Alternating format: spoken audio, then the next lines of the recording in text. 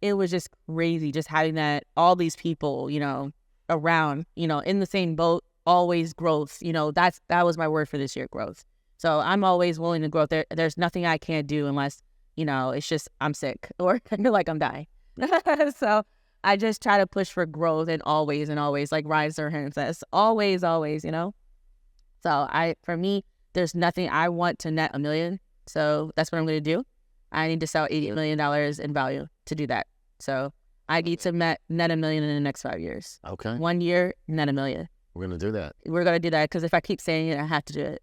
All right. So going to that. So saying it and doing it, and then, obviously there's some work. There's a plan. There's a 5-year plan. What would you say to a person that's, maybe in a struggling situation, or maybe thinking about quitting? And I'm sure, people will look and say, oh, you had a dad. That's why you're successful, because your dad was in real estate and you had a family friend, and that's why. I mean, anyone can look up my numbers. They're not high at all. If we're talking numbers, I'm not a top producer. I'm not going to lie and say I am. However, what I'm going to say is there's no other agent's going to work harder for your business than me, period.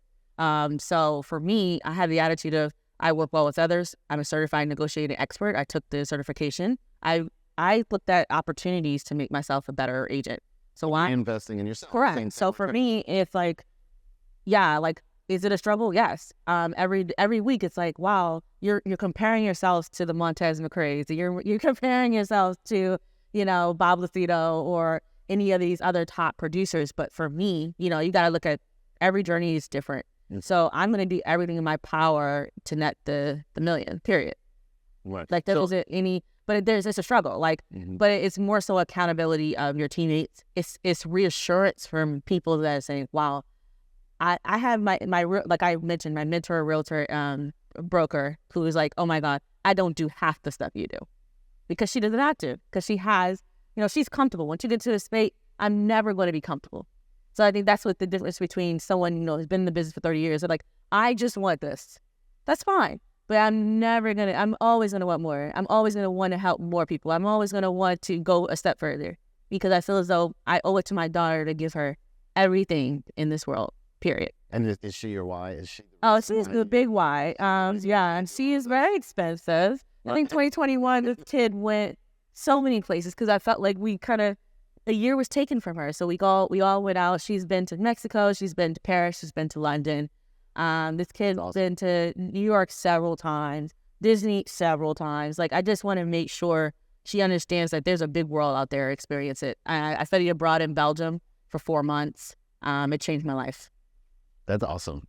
Changed my life. Yeah. Pretty cool. So to the small business person out there who's maybe trying to make a way. They're trying to either get their business off the ground, or maybe they're in business fully, but maybe they're not seeing the results that they're looking for, or the results that they had hoped, and they put so much time and effort in, and they're maybe thinking about stopping. Yeah. What would you say to them? I've been there, because it is hard when you have your own family members saying, I mean, why aren't you selling anything? I said, because you haven't given me your referrals. Like, let's go there. But the minute you stop, you quit, there isn't a possibility of growth. So I look at it like, if I stop today, how much money and time have I, invested in this? Do you want to have all of that work just wasted because it could have been that next day, that one phone call that could have changed your lives?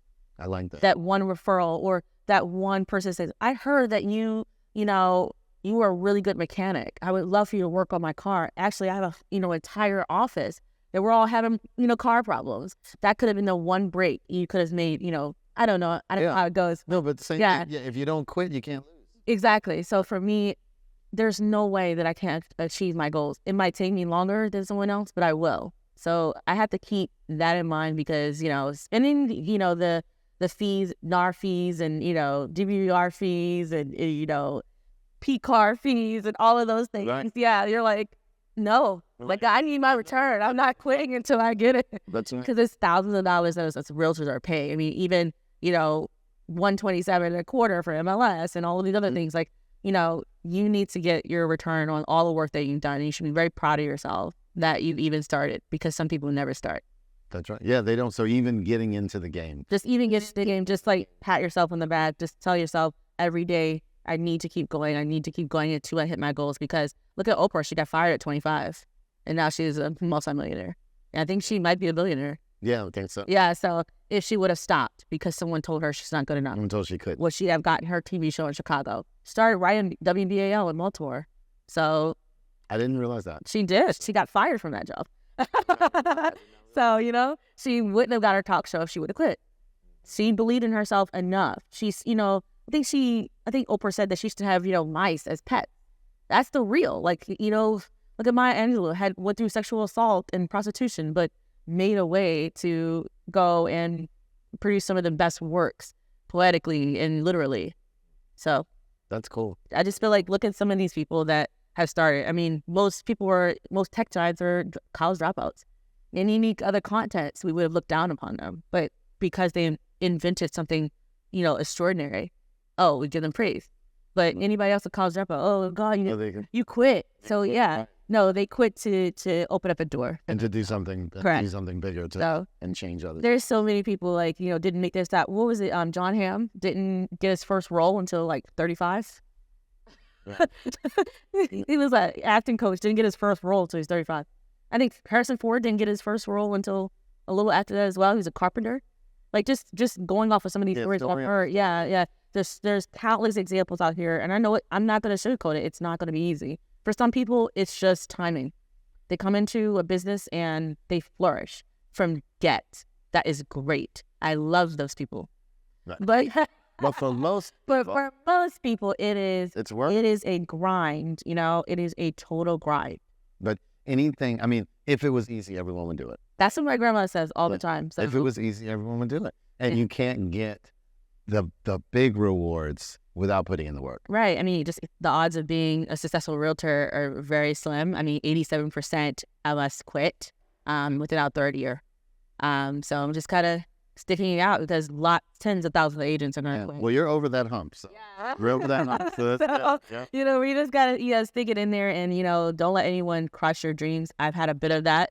People think it's crazy that I do 2 markets that are 2 hours away.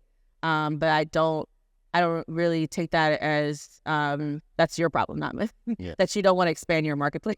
And I want to open up that for a little bit if you don't mind. Sure. Would you say that the people that will crush your dreams the most, would they be strangers or would they be friends or family? Oh, they're friends and family for sure, because they don't want to see you get hurt, so they think they're trying to thwart you, trying to protect you. Yeah, they're trying to thwart you from falling on your face. But I think what's crucial is, you know, find that one person that does believe in you beside yourself, and that's all you need.